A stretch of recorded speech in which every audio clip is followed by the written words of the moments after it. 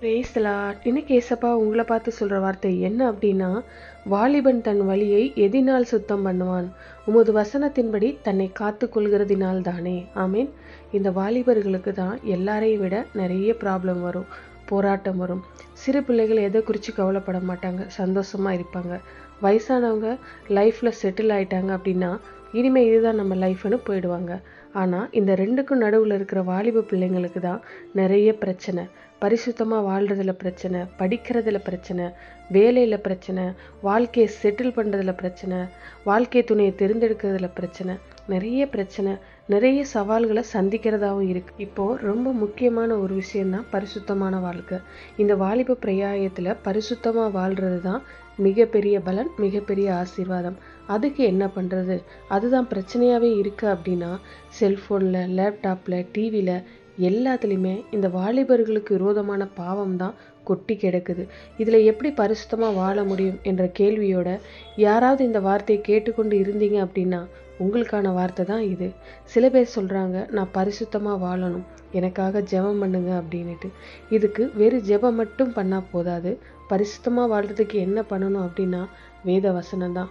உங்கள் வாலிப பிரயாயத்தில் உங்கள் பரிசுத்தத்தை காத்துக்கொள்ள இந்த பரிசுத்த வேதாகமம் தான் உங்களுக்கு ஹெல்ப் பண்ணும். இந்த வசனத்தை வாசிக்கிறதோடு விடாமல் அந்த வசனத்துக்கு உங்களை அர்ப்பணித்து கொண்டா உங்கள் வாழ்க்கை வெற்றியுள்ள வாழ்க்கையாக மாறும். இந்த வசனம் தான் உங்களை பாதுகாக்கும். வசனத்தை இருதயத்தில் பதித்து வைக்கணும். வசனத்தால் உங்கள் மனசை நிரப்பிக்கொள்ளணும். இதனால் தினமும் இந்த வாலிப பிரயாயத்தில் காலையில் எழுந்த உடனே வேத வசனத்தை நல்லா வாசித்து தியானித்து வசனத்தை வச்சு ஜெபம் செய்யணும். வேத வசனம் வாசிக்காம நீங்கள் எவ்வளவுதான் ஜெபித்தாலும் பரிசுத்தமாக வாழ முடியாது. கர்த்தருடைய வசனமும் ஜெபமும் இணைந்து போனாதான் பரிசுத்தம் மெய்யாவே உங்களுக்கு உண்டாக முடியும். அப்போது உங்கள் கேள்விக்கான எல்லா பதிலும், நீங்கள் ஃபேஸ் பண்ணுற எல்லா பிரச்சனைக்கான பதிலும் இந்த வேத வசனத்தில் இருக்குது. உங்களுக்கான எல்லா ஆலோசனைகளும் இந்த வேதத்தில் இருக்குது. ஒரு மனிதனுடைய வாழ்க்கைக்கு தேவையான அத்தனை காரியங்களும் இந்த வேதத்தில் தான் இருக்குது.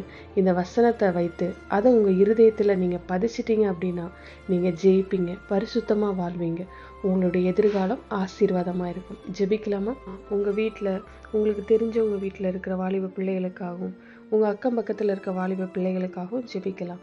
எங்கள் நல்ல தகப்பனே, அப்பா, எல்லா வாலிப பிள்ளைகளுக்காக ஜெபிக்கிறோம்ப்பா. உங்களுடைய பிள்ளைகள் ஃபேஸ் பண்ணுற காரியங்கள் எல்லாம் நீங்கள் அறிவீங்க. பரிசுத்தமாய் வாழ வேத வசனத்தை தியானிக்கவும் அதை கை கொள்ளவும் இருதயத்தில் பதிக்கவும் கிருபை தாங்கப்பா. வசனத்தின் மூலமாய் பேசி பரிசுத்தப்படுத்தி ஜெயம் கொடுத்தி நடத்துங்கப்பா.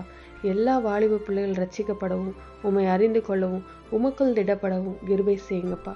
இயேசுவின் நாமத்தில் ஜெபிக்கிறோம் பிதாவே. ஆமீன். God bless you.